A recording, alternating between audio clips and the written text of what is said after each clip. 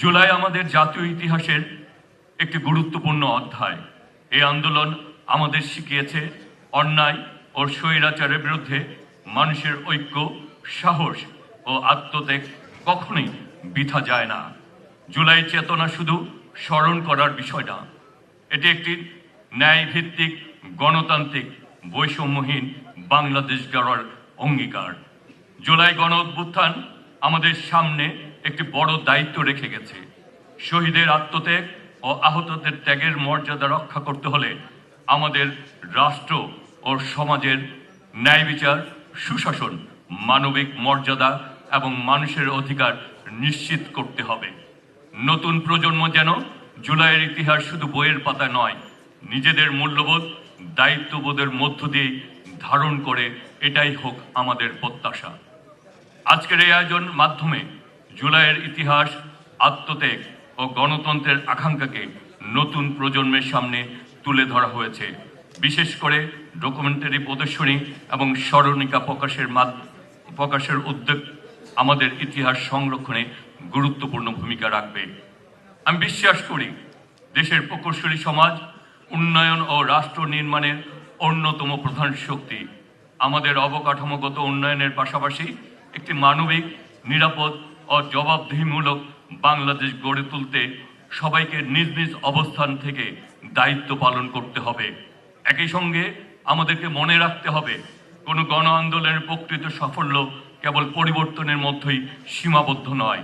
সেই পরিবর্তন সুফল মানুষের জীবনে পৌঁছে দেওয়াই তার মূল উদ্দেশ্য। তাই রাষ্ট্রের প্রতিটি প্রতিষ্ঠানকে আরো দক্ষ, স্বচ্ছ ও জনবান্ধব করে গড়ে তুলতে হবে। প্রকৌশলী সমাজ তাদের মেধা, পেশাগত সততা, উদ্ভাবনী সক্ষমতা দিয়ে এই নতুন বাংলাদেশ নির্মাণে গুরুত্বপূর্ণ অবদান রাখবে, এটাই আমাদের প্রত্যাশা। আমরা বিশ্বাস করি আগামীর বাংলাদেশ হবে ঐক্যবদ্ধ বাংলাদেশ। আগামীর বাংলাদেশে ফ্যাসিস্ট হাসিনার আর কোনো পুনর্জন্ম ঘটবে না।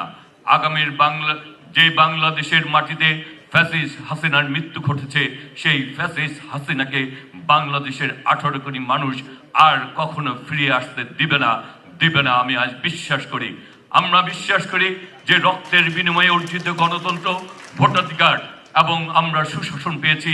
আমরা আমাদের মাননীয় প্রধানমন্ত্রী জনাব তারেক রহমানের নেতৃত্বে আমরা যে নতুন বাংলাদেশ গড়ে তুলছি, সেই বাংলাদেশের মালিকানা 18 কোটি মানুষ সমানভাবে সেই অধিকার ভোগ করবে।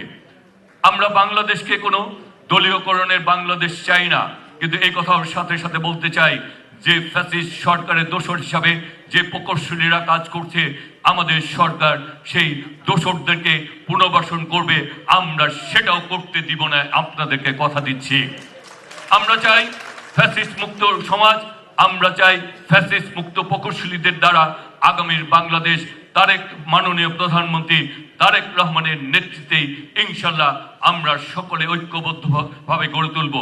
আমাদের সক্ষমতার সীমাবদ্ধতা রয়েছে, কিন্তু আমরা যদি ঐক্যবদ্ধ থাকি, আমরা যদি আমাদের সর্বোচ্চটা দিয়ে চেষ্টা করি, আমরা বিশ্বাস করি তারেক রহমানের নেতৃত্বেই আগামীর বাংলাদেশ গড়ে তুলব। এবং সেই বাংলাদেশ, যে গণতন্ত্র প্রতিষ্ঠিত হয়েছে, যে ভোটাধিকারে বাংলাদেশ প্রতিষ্ঠিত হয়েছে, জুলাই শহীদদের চেতনায় যে বাংলাদেশ প্রতিষ্ঠিত হয়েছে, শহীদ রাষ্ট্রপতি জিয়া রহমান, দেশনেত্রী বেগম খালেদা জিয়ার আদর্শে যে বাংলাদেশ প্রতিষ্ঠিত হয়েছে, তারেক রহমানের নেতৃত্বে প্রকৌশলীদের ঐক্যবদ্ধ প্রচেষ্টায় ইনশাল্লাহ আমরা সেই বাংলাদেশকে এগিয়ে নিয়ে যাব।